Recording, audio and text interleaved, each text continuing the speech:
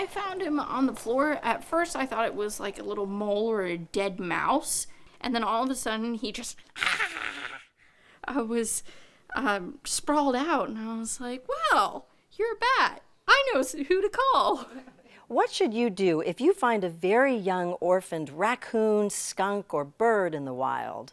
To find out and to learn about an organization that works very hard to ensure that these animals make their way back into their natural habitat, join us as we visit Rockfish Wildlife Sanctuary. Come on. I've always been very fond of wildlife and non-human animals. I'm a landscaper by trade, and one time some lady gave me a crow, but he couldn't fly. So I took him home, and then about a year later, a friend of mine said, you know, it's illegal for you to have this crow. Right. But you can become a rehabber if you apply with the state and blah, blah, blah, blah. So I did that. And, it's been a total joy. It's fulfilling, it's fun, it's wonderful for nature, for us to do this. It's just all around good. So let's talk about the mission of the organization. Jessie, fill us in on that. Sure. So we have a couple different main points to our mission. The first one is to take care of the injured and orphaned wildlife that comes into our care so that we can rehabilitate them and then release them back into the wild eventually. And then another one is advising citizens on what to do if they find an injured or orphaned wild animal. So to do that, we have to know the natural history of the animal species that they're dealing with, be able to tell them what is normal in the wild and what is abnormal, and give them advice on when to take action or inaction. And then the third is to reach out to schools and different educational events and talk a little bit about our native wildlife and their needs and what we can do to live with them. Give us an example of who comes to you. I guess the best way to say is we do all the native animals except for fawns and bears. Everything else, possums and raccoons and bunnies and skunks and foxes, yeah. We do mostly all of the water birds in Central Virginia, and we do all the songbirds. And someone called earlier today and they had a bat. So when somebody calls us, the first thing we do is we ask them what the situation is, what the animal was doing, what it looks like. Another thing that's come in, how old it is. Another thing that's come in handy is smartphones, because now people can take pictures and send them to us so we can get a better idea on age and, if it's acting funny, and kind of go from there. And the goal is for them to be back in the wild. That's the goal. And if they bond with humans, it's very difficult for them to become a wild animal again. Right. So we go out of our way to make sure when we bring them up, that there's always two animals together, so they bond on each other rather than on us. Give us an example of a typical day. Who's fed and how they're fed and how often they're fed. Right, yeah. So a typical day for us is 7 o'clock in the morning until 7 o'clock in the evening. So we're going all day long. So the first thing I'll do is start with feeding the baby birds, because they have to be fed every 20 to 30 minutes. Oh my goodness. And that's all day long. So we have a little timer that we carry around with us, and when it goes off, we stop what we're doing and we go feed the baby birds. And then I work on to the baby mammals, so I would tube feed the baby possums next. And why are they tube fed? Just to make sure they're getting the proper amount of formula each feeding, so we can ensure that they grow up healthy. If you tried to do it with a bottle feeder, you wouldn't know. It would fall all over their face, and you wouldn't have any idea how much actually they took in, correct? Exactly. That's right. Mm-hmm. And they also do not know how to go to the bathroom on their own. So Yes, yeah. What do you call that? We call it stimulating, and we have to do that for all the baby mammals when they come in, after they eat, before and after usually. We'll You stimulate call it poop them. and pee them. Pee, I heard Poop and you. pee them. We pee and poop them. Yeah. But Stimulating is the official term. But it's interesting because that's something that most people don't know, that their mother would normally help them with that. And how often do the little baby possums need to be fed? Well, the ones we just fed today are 4 times a day now. They just moved on from 5 times a day. So what we do is we spread that out so that their last feeding is at 7, because we don't want any animals to go longer than 12 hours overnight without being fed. If we get teeny weeny beanies, then somebody takes the incubator home so they can feed them at night. And that is the other point too, is that when people find these orphaned animals, these little animals, it is so important that they stay warm. It has to be 100 degrees or something, right? Yeah, they can't generate, depending on their age, but the tiny guys can't generate their own heat. So they literally will be cold. So if you find a baby and you pick him up and he's cold to the touch, then you need to heat him up immediately. And we use heating pads for that, or incubators, or whatever you have. You have a nest of baby skunks that just came through, and they're doing really well now, but they had been so cold. We lost 2 of them. Wow. Yeah. And how do you care for a baby skunk?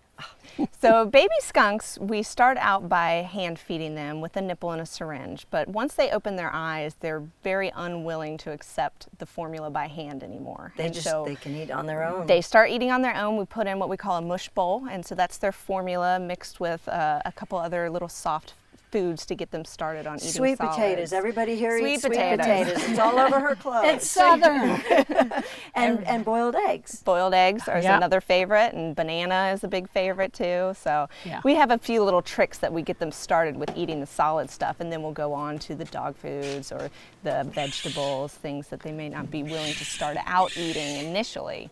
And it's a transition. So you have a new facility. The animals are no longer in your car or in your home, but then they transition outside. Yeah, so we start all of our babies inside in one of the nurseries, and that way we can hand feed them or bottle feed them. And the baby birds, as I mentioned before, have to be fed every 20-30 minutes. So we can easily do that inside. And then once they what's called fledge, where in the wild they would willingly jump out of the nest and start learning to hop around and fly and find food on their own, but mom still is feeding them. We simulate that by putting them in our fledge cage or our aviary. And so same with mammals too, like the raccoons. Once they've graduated and started eating a little bit of their mush bowl, we can put them into a smaller outdoor enclosure so that they can learn to start climbing. And then once they've gotten good at that and they're totally off hand feeding, then we can put them into the regular large outdoor enclosure where they can continue to grow and develop and get stronger until they're released. And they're released at what, 4 months? 4 or 5. And then possums, you measure their length, right? To decide when it's they are 8 inches? 8 to 10 in the springtime because there's lots of food around. But possums come in all year. They don't have a season like squirrels do. Right. So the ones that we get in the fall to release them, we want to make sure they're a little more prepared because there's less food around. So we want to make their body length, not including the tail, 12 inches at least. Right. And the facility was built way back in the woods so that they could be released right here. They're not worried about dogs. You're not worried about... Well, some of them we do release. We have a couple of estates where we're allowed to release because you can get overloaded with animals. Okay. And we don't want to release like the foxes, which is a predator, with little bunnies. So they would go over in one of the estates. So I have a story about these woodpeckers that we have here. It was a VDOT guy who, they were cleaning the lines, power lines, and they cut a branch, and the branch fell down, and a woodpecker, a baby pileated, rolled on the ground. And so they gathered up the babies, and the guy was sweet enough to put all the babies in his hoodie and keep the truck going for 2 hours. Oh, he knew. Yeah. Pretty cool. Sweet guy. And all of your animals, again, that's the goal, is for them to be released back into the wild. Yes, but you have a handful successfully. of educational animals here. They're handicapped. They wouldn't survive. So tell us a little bit about those. So we have a few. We have Jack, the red-tailed hawk, who is missing an eye, and because hawks rely on their vision for hunting, he can't be released into the wild. Okay. We have a barred owl who's severely handicapped visually, and then we have Esperanza, the possum, who is missing a tail. So we can't release her, and the rule of thumb with possums is if they have 50% or more of their tail, we can still release them, but anything less, and they probably wouldn't be able to survive on their own. And then we have an education corn snake who was raised by somebody who tried to sell her on Craigslist, which is illegal, but we offered to give her a home and use her as an education animal, and so he said he would do that. So we have her, and then we have a box turtle who has some mobility issues with her hind legs, and that's it. All the guys we have. You have to follow specific rules and laws. Talk a little bit about that. Right. Well, the the gaming. Virginia Department of Game and Inland Fishery, they're the ones who give us our permits. And then the feds give us our permits to do birds. And the Department of Agriculture comes here too. So we actually have 3 departments that we're under and supervised by Right. to make sure we do everything correctly. Right. And it takes 2 years to earn a rehabilitation permit because If people want to help, because I'm sure people love animals, if they want to help, what can they do?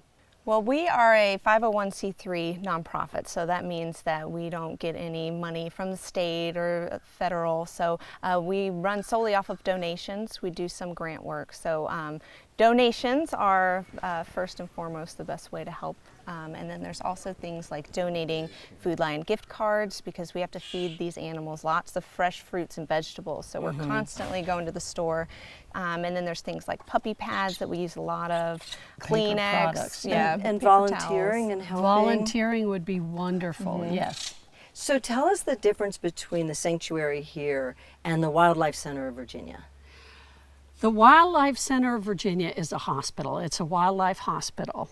When we have an injured baby, we send them over there. When they have healthy orphans, they send them over here. So it's a totally symbiotic relationship, and I'm just grateful that they are so close to us. Yeah, we're very lucky because they're only about 40 minutes away from us, and most states don't even have a wildlife veterinary specialist, so we've got them right over the mountain. One of the goals for you all is for people to understand the connection Yeah. between wildlife and ourselves. Well, I think it's good to remember that we're part of a huge community, and that community is not just human being communities.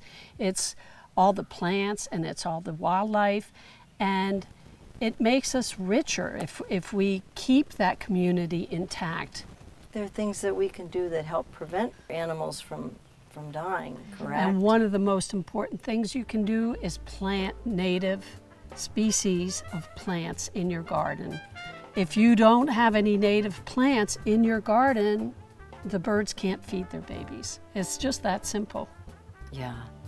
Well, thank you all so much for spending time with us today. Thank you. Thank you. It's been wonderful.